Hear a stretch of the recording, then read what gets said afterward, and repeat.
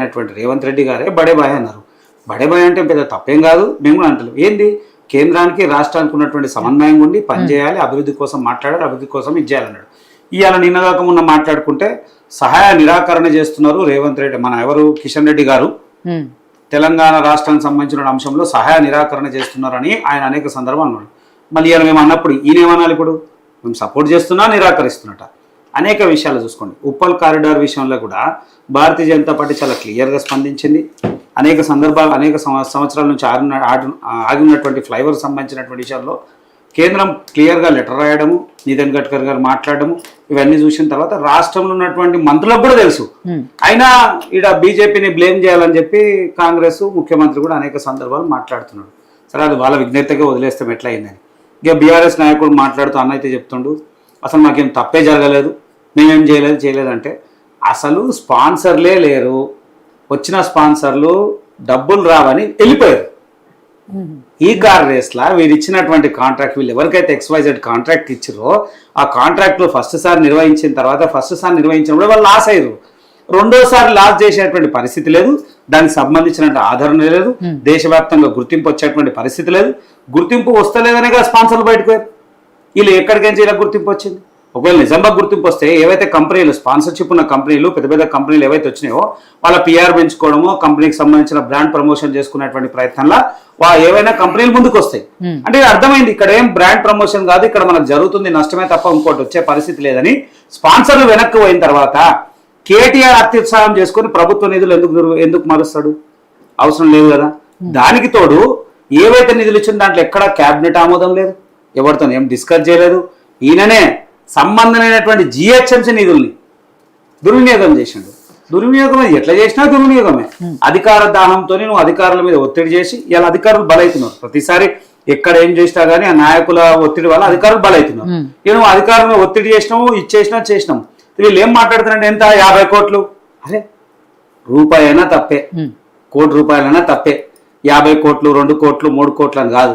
ఆయన గతంలో కూడా ఒకసారి మాట్లాడుకుంటే లొట్ట పీస్ కేసు, అరే లొట్ట పీస్ కేసు అంటే అదే మెడకు చుట్టుకుంటుంది, కదా.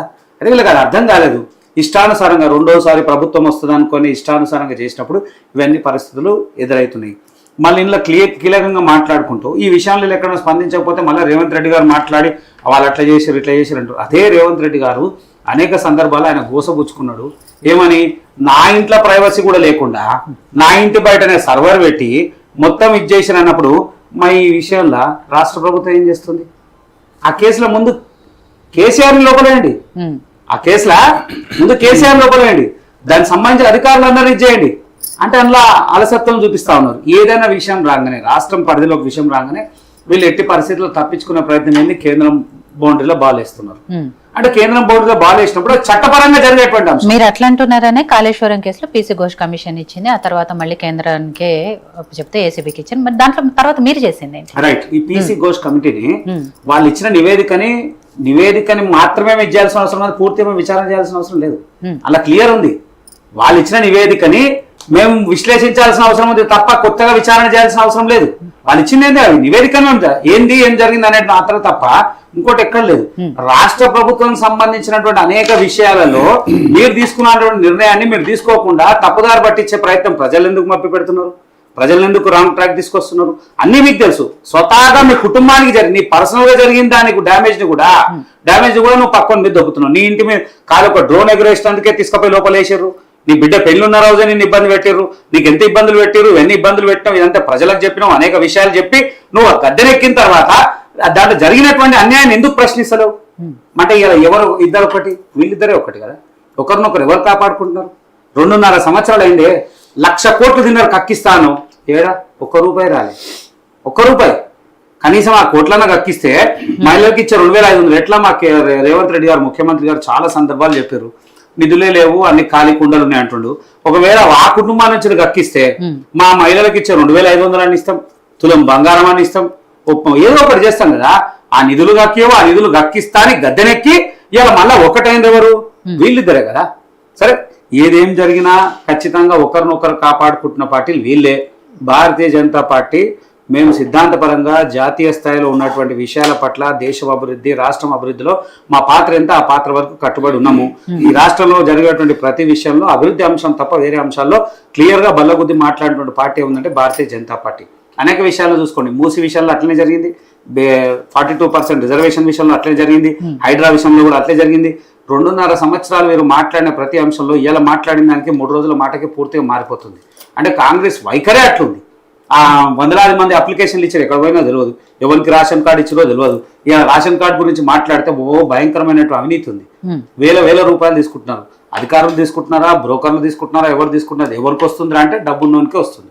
మళ్ళీ లంచాలు ఇచ్చి అది ఇచ్చి ఇది ఇచ్చేటువంటి పరిస్థితి ఉన్న తప్ప ఇంకోటి ఎక్కడ లేదు. ప్రజల పాలన ప్రజాపాలన ఎక్కడ కనబడతలేదు. సరే, ప్రభుత్వం ఇప్పటికైనా చిత్తశుద్ధితో పనిచేయాల్సిన అవసరం ఉంది. మొన్న మంచి సరే ఈయన డబ్బులు ఇచ్చిరా, వాడు డబ్బులు ఇచ్చిరా, ఈయన ఇచ్చిరా లేరా, మమ్మల్ని డిపాజిట్ కూడా కొట్టిరు, మన అనేక మాటలు మాట్లాడారు. మళ్ళా జూబ్లీహిల్స్ ఎన్నికల్లో విజయం సాధించి మళ్ళా అత్యుత్సాహంతో రాత్రే ఒక ఎమ్మెల్యే అభ్యర్థి డైరెక్ట్ రాహుల్ గాంధీని కలిసేటువంటి పరిస్థితికి వచ్చింది. రెండో రోజే ఎంతమంది ఉంటారు ఎమ్మెల్యేలు ఈ దేశంలో, ఎంతమంది ఎమ్మెల్యేలు, అంతమందిలో ఈ ఒక జూబ్లీహిల్స్ ఎమ్మెల్యే ఎంత రాత్రి గెలిస్తే తెల్లారి రాహుల్ గాంధీని. అరే ఆ స్థాయి అవసరం ఏముంది ఒక ఎమ్మెల్యేకి? ఆ స్థాయి అంటే దీని వెనకాల ఏం జరుగుతుంది, ఏం అవసరం ఉంది? ఈ నవీన్ యాదవ్ అనేటువంటి ఒక వ్యక్తి ఒక నియోజకవర్గం 119 ఒక నియోజకవర్గంలో గెలిచినటువంటి అభ్యర్థి ముఖ్యమంత్రిని కలిసి ఆడికి ఎనఫ్. కానీ ప్రధానమంత్రి వీళ్ళు అంటున్నటువంటి వ్యక్తి ప్రధానమంత్రి అనుకొని అది అనుకొని రాహుల్ గాంధీ అనేక విషయాలు చెప్పినటువంటి వ్యక్తినే తీసుకుపోయి 6 గంటలు తీసుకుపోయారు. అంటే విషయం ఏంది? అనేక విషయాల్లో ఇక్కడ మాట్లాడుతున్న మాటలు వేరుంటాయి, ఢిల్లీలో మాట్లాడుతున్న వేరే మాట ఉంటుంది. అక్కడ ఓట్ చోరీ అన్నారు, మొత్తం బొక్కబోర్లో పడ్డారు. మళ్ళీ ఇక్కడికి వచ్చి మళ్ళీ ఆ ఓట్ చోరీ అంశాన్ని ఇక్కడ మళ్ళీ కొత్త తీరు మాట్లాడతారు. ఇక్కడ ఒక మాట అక్కడ ఒక మాట మాట్లాడుతారు. ఖచ్చితంగా ప్రభుత్వ వైఖరి క్లియర్గా లేదు. కాంగ్రెస్కి ఇలా మళ్ళీ చాలా డిఫరెంట్గా మీరు చూడాలి. కాంగ్రెస్ వేరు ఉన్నది, రేవంత్ రెడ్డి కాంగ్రెస్ వేరు. మరి ఎందుకో మాకు అర్థం కాదు. అంటే వీళ్ళు మాట్లాడిన మాటలకు రేవంత్ రెడ్డి కాంగ్రెస్కి చాలా విరుద్ధం ఉంటుంది. మనం మాట్లాడితే మళ్ళీ అది కూడా 100 రకాల మాటలు మాట్లాడతారు. మేం కాదు, వీళ్ళ అధికారులు వీళ్ళ మంత్రులు వీళ్ళే మాట్లాడుతున్నారు, మాట్లాడుకుంటారు, వీళ్ళే సమర్థించుకుంటారు, వీళ్ళే ఇవాళ అంటారు, రేపు వెంటనే సమర్థించుకునేటువంటి ప్రయత్నం చేస్తున్నారు. ఖచ్చితంగా ప్రభుత్వ వైఖరి మనకు క్లియర్ కనబడతా ఉంది. ఇంకా అవసరం ఉంది అంటే రేపు రాను పరిస్థితుల్లో కేటీఆర్ని రేవంత్ రెడ్డి కాపాడుకుంటాడు, దాంట్లో ఏమాత్రం సందేహం లేదు. అది వాళ్ళ కళ్ళ ముందర కనబడుతుంది, లేకపోతే జరగాల్సిన అవసరం ఉండే జరుగుతలేదు. మరి ఇప్పుడు చెప్పినాం కదా, ఏం చేస్తారో చూడాలి. ఇప్పుడన్నా అన్ని వచ్చిన తర్వాత రేపు తీసుకుపోయి ఆయన లోపలేస్తారా? రేవంత్ రెడ్డి కోపం అన్ననే అన్నాడు ఇందాకనే, ఆయన తీసుకొని వచ్చి లోపలేసినందుకు ఆ కోపం ఉంది. మళ్ళీ కోపం ఉంటే రేపు అరెస్ట్ చేస్తారా, ఎలా అరెస్ట్ చేస్తారా చూడాలి. ఎందుకంటే ఒకసారి చాలా మ్యాజిక్ జరిగింది. అన్ని టీవీ మీడియాలు, ప్రింట్ మీడియా, ఎలక్ట్రానిక్ మీడియా అనేక ఛానళ్ళు మాట్లాడుకున్నాం ఏమని, కేటీఆర్ రేపు ఎల్లుండి అరెస్ట్ అవుతాడు. ఎందుకు? ఫామ్ హౌస్ విషయం. ఫామ్ హౌస్ లా జరిగినందుకు ఇక రేపు ఎల్లుండి అరెస్ట్ అవుతాడు. కానీ ఏమైంది? ఏమి కాలేదు. మరి ఎక్కడ పోయిందో తెలియదు, ఆ మాట ఎక్కడో తెలియదు. అందరం అనుకున్నాం బ్రేకింగ్ న్యూస్, రేపు అరెస్ట్ అవుతాడు అనుకున్నాం, కానీ కాలే. అంటే ఎందుకు కాలేదంటే మళ్ళీ ఎక్కడ జరిగింది? మేము మాట్లాడుతున్నాం. మళ్ళీ ఇదే సందర్భంలో మాట్లాడినప్పుడు ఇదే రేవంత్ రెడ్డి గారు, కేటీఆర్ గారు, మేం కాదు మాట్లాడినప్పుడు, ఆయన కేటీఆర్ గారు ఒక విషయంలో మాట్లాడుతున్నారు.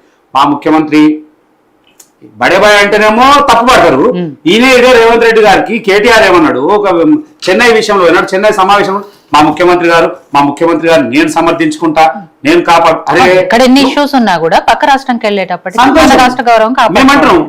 ఇది ఎట్లా వర్తిస్తుందో కేంద్రంలో అంతే వర్తిస్తుంది. మా కేంద్రం దగ్గర మా మీద రాళ్ళు ఎందుకు వేస్తారు? మా మీద రాళ్ళు ఎందుకు వేస్తారు? ఖాళీ బడేబాయ్ అంటే పంచాయతీ అయిపోయింది. దాని ఒక 3 నెలలు లాగేది దాని పంచాయతీ. అంటే మేమంటేనే ఒక పని, మీరంటేనే ఒకటి.